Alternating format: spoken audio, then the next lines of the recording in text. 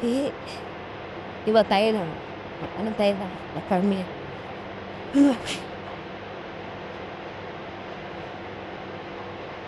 So, parang amin po kasi titira ako dun kasi hindi naman maubos muna dati sa lahat. So, babalik natin sila na tapos sa pinagpapit kasi para bukas ulit buhay ulit.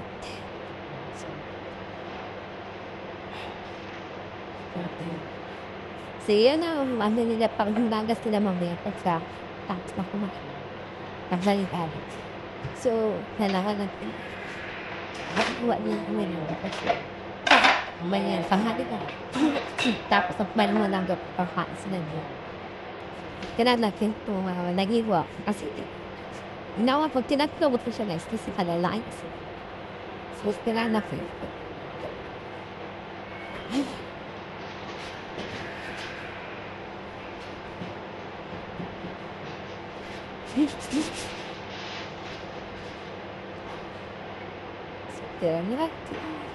Kasi ito lang ako.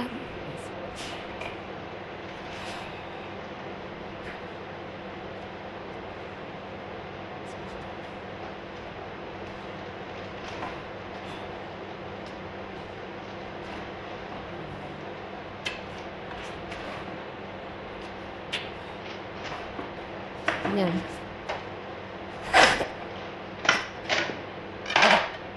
Yan.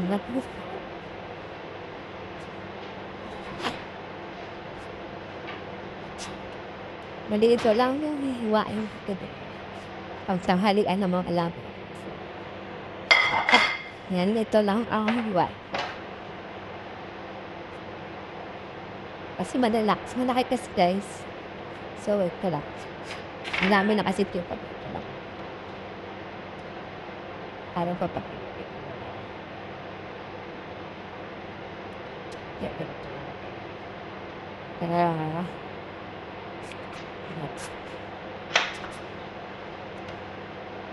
Bago pag ako nakakain sa pagkain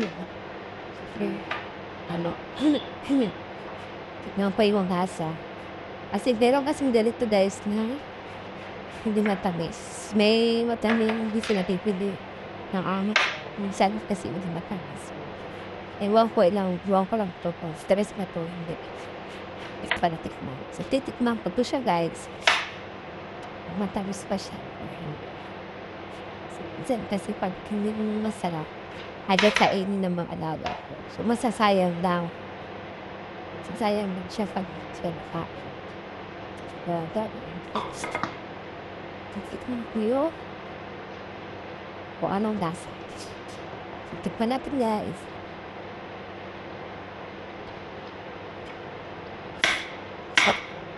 Ano ko pala lasaan ba?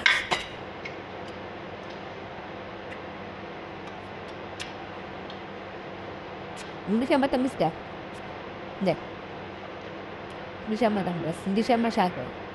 May tamis siya, pero hindi talaga as tulad yung iniisip na ito masarap. Hindi. Hindi ko gusto yung lasa. Mahalay na sila. So, kakain ba sila? Hindi. Hindi talaga.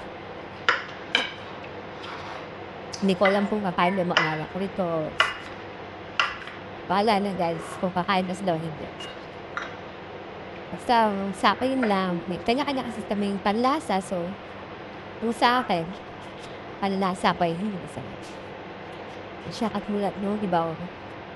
Watermelon na kapag kinakain mo, di ba masarap? So, para siya, tingin ko parang kinalbo. Parang nabuman na ba? Kalbo, tawagin sa Pinas. Sa Bisaya, kalbo. Parang in-injection na para minog na siya, di ba? Parang gano'n.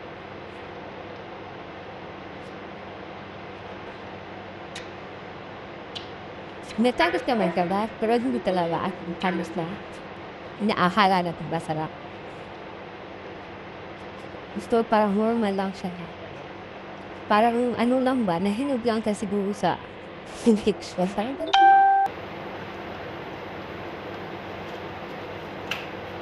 Walang kung magustuhan kaya ng mga alaga ko.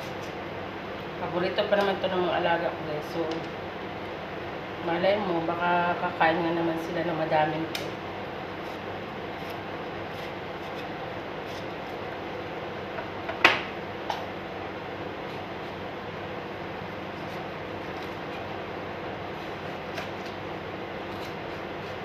Bumili kasi kagabi ng prutas yung maamo ko eh.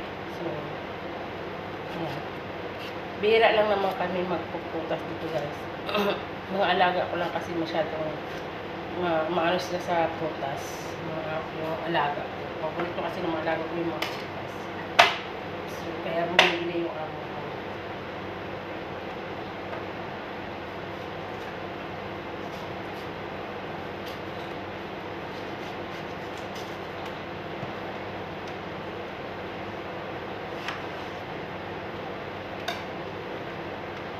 Yan lang. Bahala na si Batman. Bahala na si Batman kakain. Sarap ko naman kumain, mag-grip ng ganitong prutas. Pero sa Pinas to, kukulangan yan. Sigurado. Sa Pinas to. Diba? Ayan, lalagay ko. Mamaya pa kasi ito tanghalian. So, mamaya pa kasi kakain mo alaga. Tatakpan ko lang ito sila ng plastic. Sarap ng kumain ng tanghalian. Saka po tubig ko sa akin. Ganun.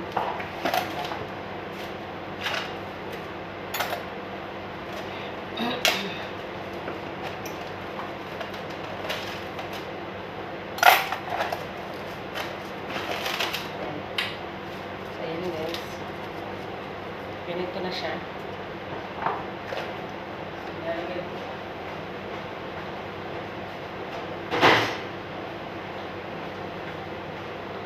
Tapon na tayo na basura.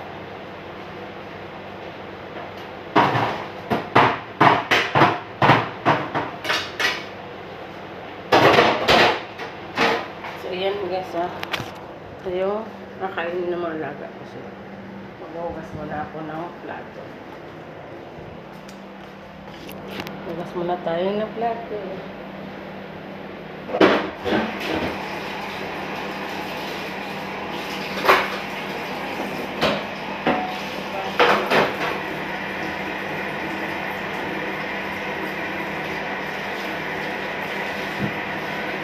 Kasama ko.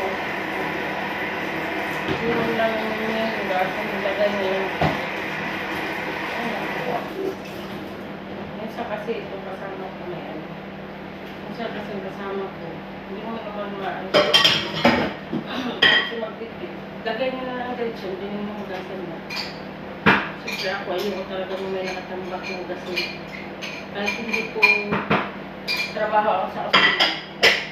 Ayaw talaga may nakatambak ng hugasan. Doon na lakay. Kasi malinis siya kasi namin.